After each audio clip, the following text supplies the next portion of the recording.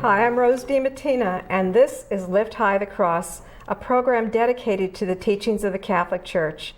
Our guest today is Father Philip Majka, who is the chaplain over at Dulles Airport. And today we're going to talk about the chaplaincy. Welcome back. Thank you, Rose. I'm looking forward to our program. Oh, thank you. Remember, Christ told us to go out and teach all nations, okay? And to go out into the world. That's a challenge. Go out. But he helped us with his Spirit, the Holy Spirit. At Pentecost, the Spirit came down in fiery tongues, language.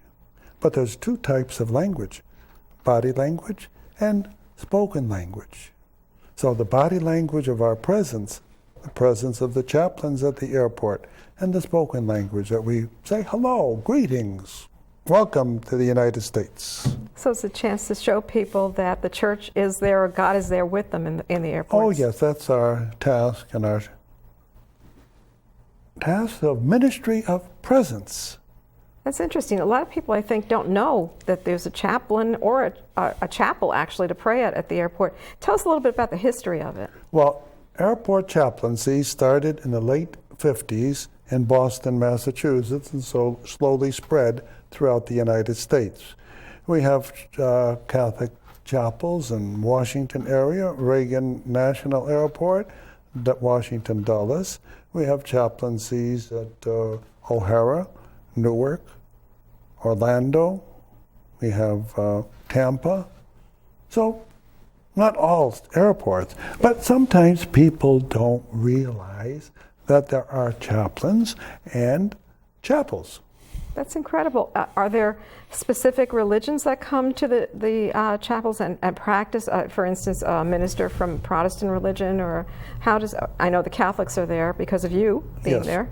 Well, at the airport at Dulles and Reagan National, it's interfaith chapel. That means any faith can use it. So Muslim, Catholic, Protestant, Orthodox, any faith can use it, which is the best type of chapel, in my opinion. Yes. And so we're there. But, people don't know there are chapels and chaplains. Now, I took a survey one time at the airport. The reason why I decided to take the survey, one day 3 TSA agents came up to me and were talking about a situation that they had a few days before. And it was with a gentleman that had some talking with a chaplain. Well, I'm dressed up like this with my badge like over here, most important, the collar, okay? Yes. And they thought I was the only chaplain at Dulles Airport, okay? And then I realized by the conversation they were talking about Ralph Benson. He's the Protestant chaplain.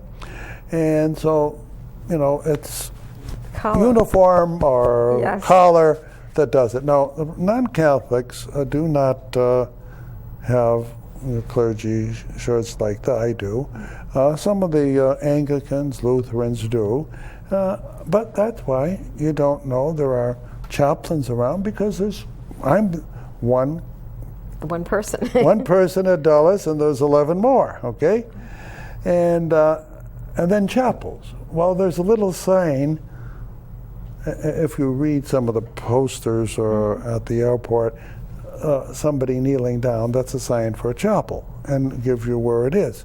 And basically, it's sort of small letters in small print, okay?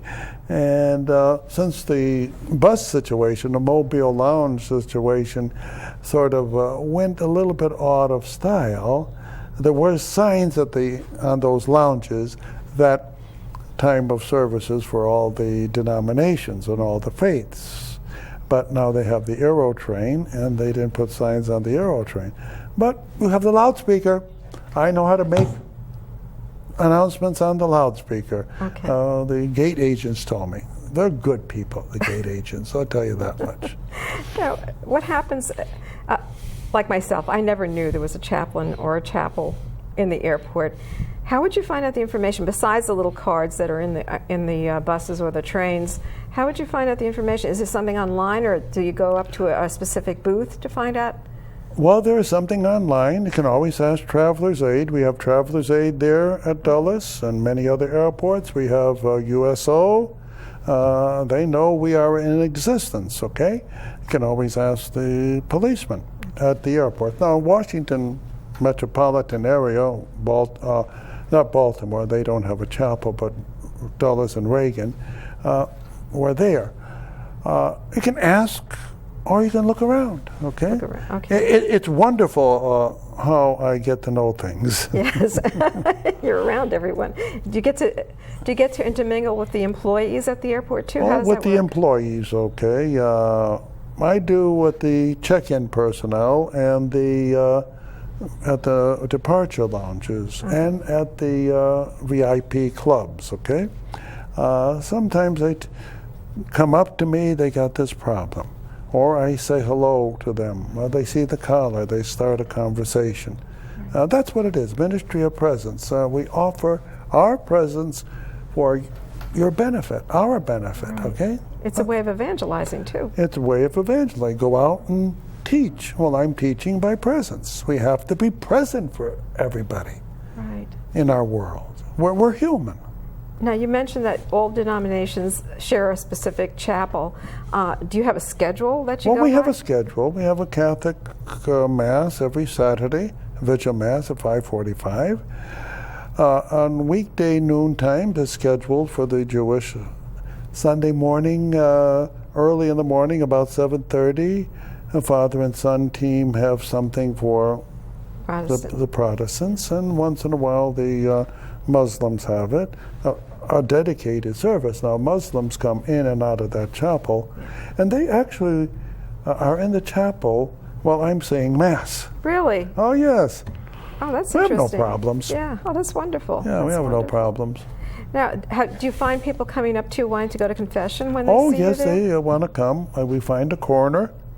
Or for the airline personnel, we use our swipe card and get out in a secured place away from people. But I had go to the corner of the waiting lounge. One Christmas time, I was in the waiting lounge. One of the parishioners from our parish that I knew when I was at St. James came up to me, "Oh, I'm going to France. I have to go to confession." Well, okay. So we went to the corner, and I gave her for penance, for her confession, to say to 20 people, wish them a Merry Christmas. So she finished the confession and went out into the into the airport world, wishing everybody a Merry Christmas. So that made me feel nice with a good smile on my face. Yes, that's wonderful. Now, confession times, are there specific times they can come to confession, or how do you do that? Whenever they want. How will they know you're there? Are you there? Well, they see me. They see me. They see you and they just Well, come usually up to you. before Mass, okay? Yeah. Or after Mass, or when they're walking around, okay? they see you know, walking around, it's very advantageous. Yes. Ash Wednesday, I walk around, okay? Yeah.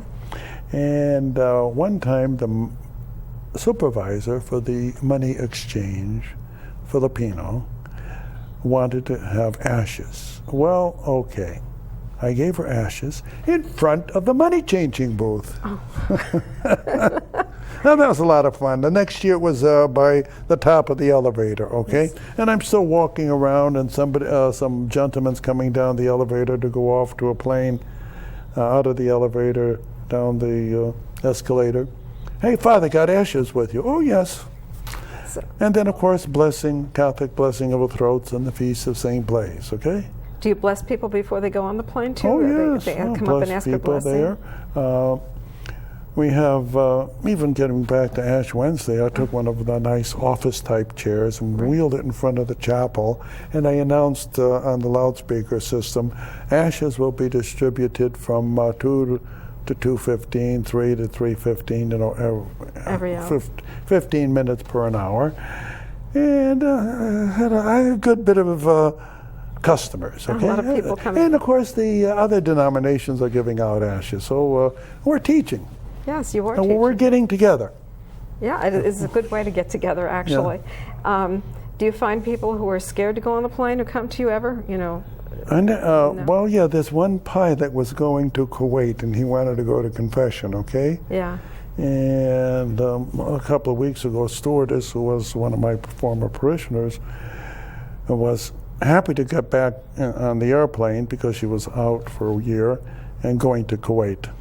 She didn't go to confession, the pilot did, but anyway. Yeah, that's good. That's good. What other interesting stories do you have about, you know, being a chaplain in the air? I know there's schedules, and they find out through Traveler's Aid, or they can go online and find out about them? Oh yes, we're online. Okay. And what happens, for example, suppose someone has a need, they want to go to confession, and they're there at, say, before the Mass, an hour before, 2 hours before. Are you there all the time, all day on Saturday? Yes, I usually sit in front of the chapel in the lounge, waiting lounge, departure lounge for gate A31. The chapel is right across from gate A31.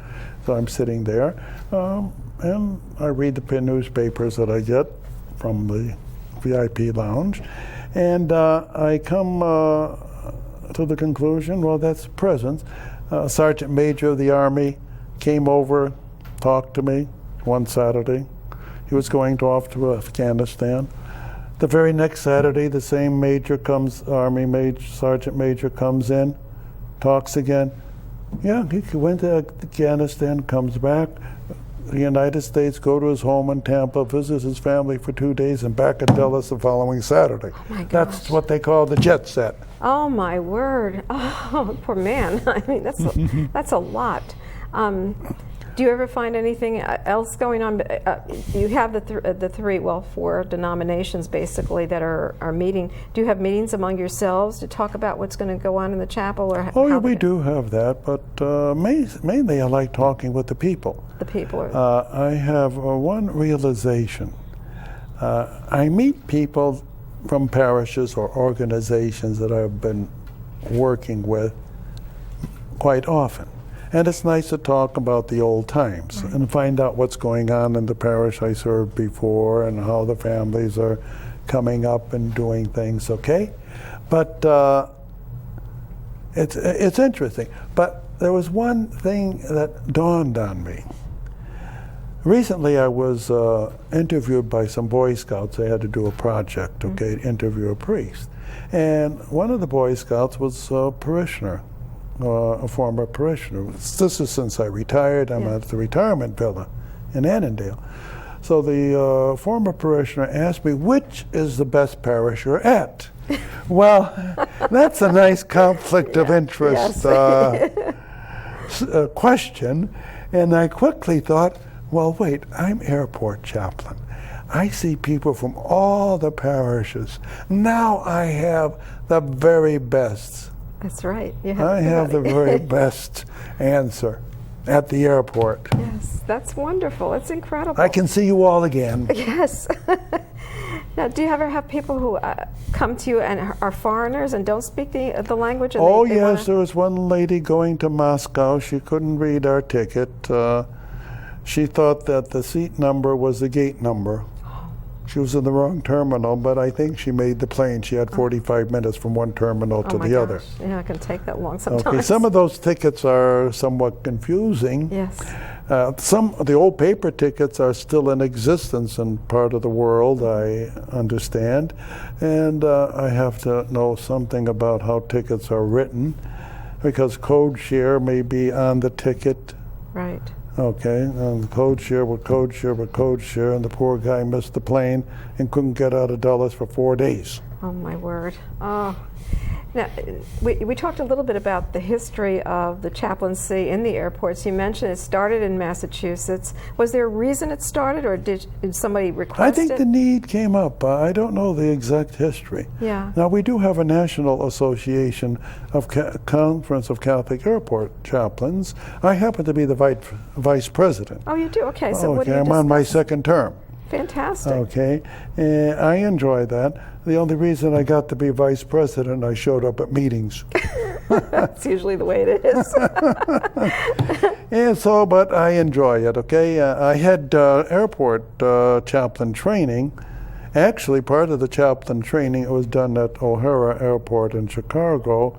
We had lectures from the Border Patrol and the airport police. That's interesting. Tell us about that. Tell us about the training. Well, lectures, but I'll tell you about the service time. Okay.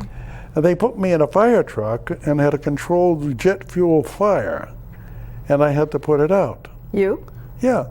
And they said I did a good job. You put the put the nozzle over the fire, okay?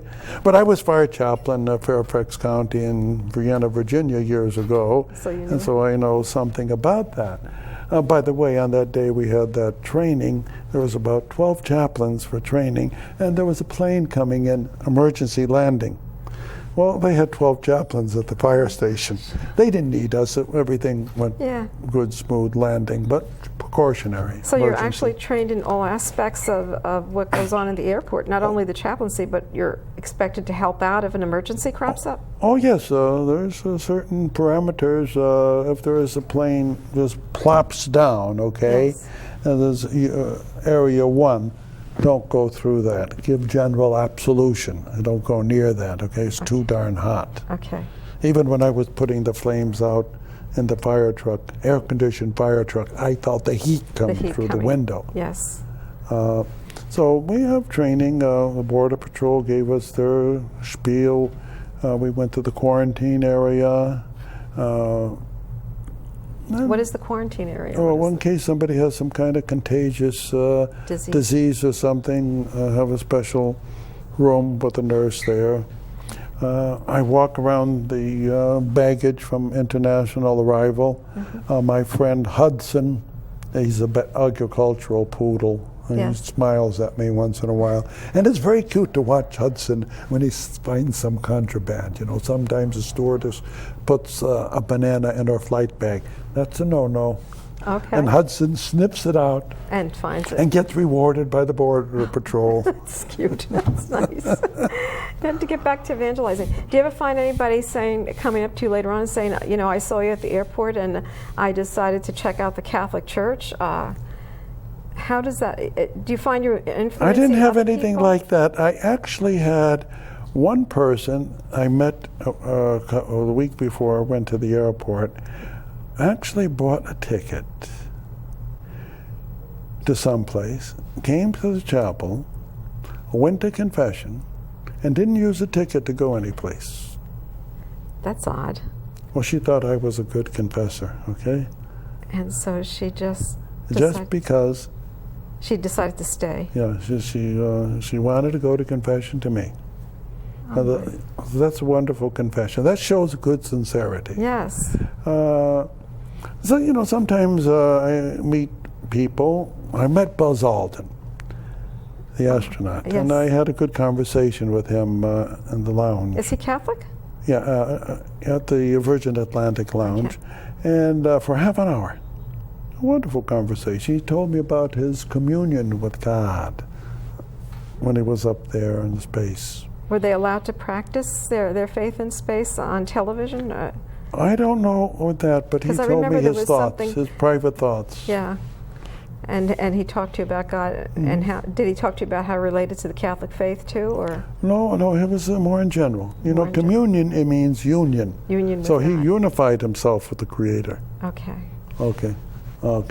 That must have been an extremely nice. So people come to the chapel, or you go around. Where do you walk in the airport when you go around? All over. All over? They're allowed. You don't have any security problems. I have my badge. I walk all over. And you just. Actually, it's good. I meet people who've seen me but never talk to me, but because they see the collar, see the badge, they'll come up to you. They come and talk. Okay. Hey, I saw you many times, Father, but now, hey, we're face to face. I was busy. I couldn't leave my TSA post. Right. And so the employees actually benefit. Employee, you know. Who comes to the masses? Is it mostly employees? Well, it's a mixture. Sometimes it's all employees. Sometimes it's all passengers. Most often it's combination. A combination. There was only one passenger last Saturday at Mass, and the rest of them were airline employees. They were from both. Most of them were from the same airline. A pilot and a stewardess and a gatekeeper and whatnot. So I said at the end of Mass, let us now go in peace and enjoy our flight with God. Yes, that's wonderful. God is my co-pilot. That Yeah, reminds me of that God's movie. co-pilot, yeah. That's really wonderful that they do that, that they actually want to come to confession before they go on a flight, knowing that this could literally be their last time, and they may as well make their peace with their makers, you know. Oh, yes, but we have a safe record from Dulles. Oh, I know. This is a very record. safe record, but I'm just saying, you know, it's always good to know that people are more concerned about spiritual things than, you know, physical, worldly things, that kind of thing. So what else is going on in the airports that you have? You know, you said you do that. You make a schedule with the other pastors from other denominations. You belong to the organization. I forgot what the airport Catholic Conference. What is that exactly? How'd that come about?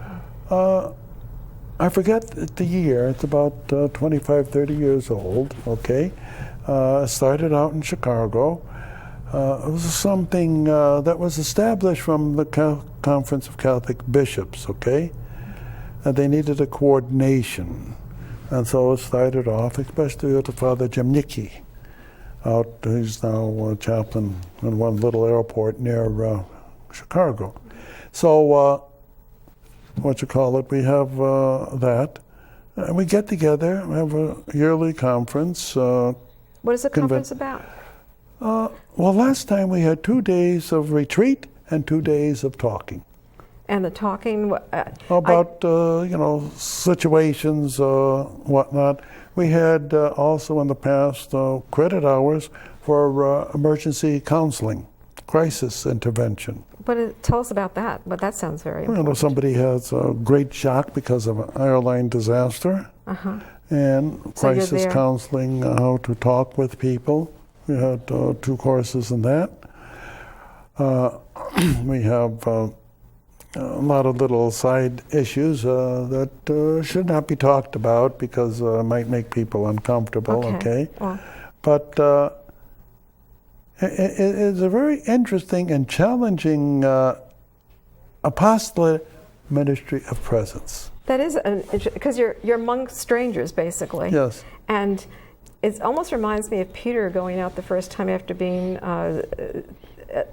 blessed with the Holy Spirit and going out and speaking, and whatever language he was speaking in tongues, the people who were there from these various countries could understand them in their own language. Well, that's true. And that's what the collar represents too, is that? Yeah. Well, remember, speaking in tongues, there's language. Yes. Language and body language. Your presence, body language. The shaking of the hand, the hugging, that's body language. The eye contact, right. That's body language. Do you find children are interested in coming up to you in the airports too? Or they see your collar and they say, oh, yes, but there was one story one thing I missed one time. I always miss some of the cute things at the airport. The 3-year-old boy didn't want to go to TSA testing or screening because the agent had the blue gloves on, okay? Okay. The light blue gloves.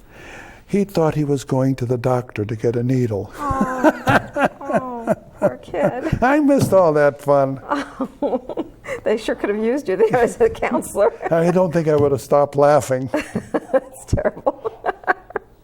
Yeah. So is there anything else? I see we're almost out of time. Is there anything else you want to tell people about the airport chapels or chaplains? How to, anything, how to go about finding them, or if they have time between flights, what is? Well, I can find them out by asking the information booth, the Traveler's Aid. Okay. Or at USO. Okay. You know, for the military personnel. They can always answer those questions. And is there anything else you want to talk about or tell about? Yeah, come. Fly with us. We're friendly skies. That's it. They're friendly skies is right. Yeah.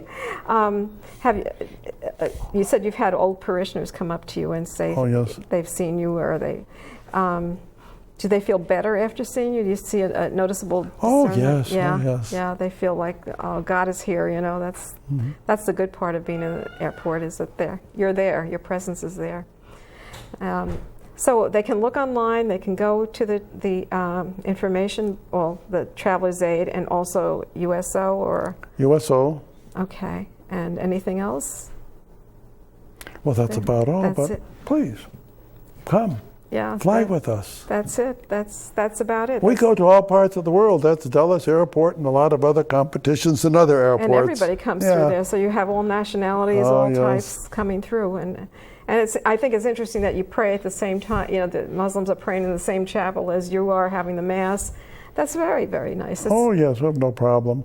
And when they have their pilgrimages to Mecca, what happens? They have units of people, 20, 30 at a time. So the plane load going to Mecca, you have 5 or 6 units coming in at 10 minutes after each other. Well, the gate personnel agents come and straighten out the chapel chairs for me. Oh, we have a good time. You have a good time, We and have a good you're time. spreading the word. That's Yeah, it. spreading the word. That's wonderful. That's wonderful. Anyway, so I just wanted to wrap this up and thank you, Father, for coming welcome. on the show. You're welcome. It's very interesting about airport chaplains. Like I said, I never knew they existed. I didn't know that there was a chapel in the airport, and most airports have Gate now. A31 A31. at Dulles. Okay. Okay, well, thank you very much, Father, and God bless you. And thank you all for joining us here on Lift High the Cross. We hope that next time you take a flight, you go and check out the chapel and see if the Father's there. Thank you. God bless you. Bye-bye. Thanks.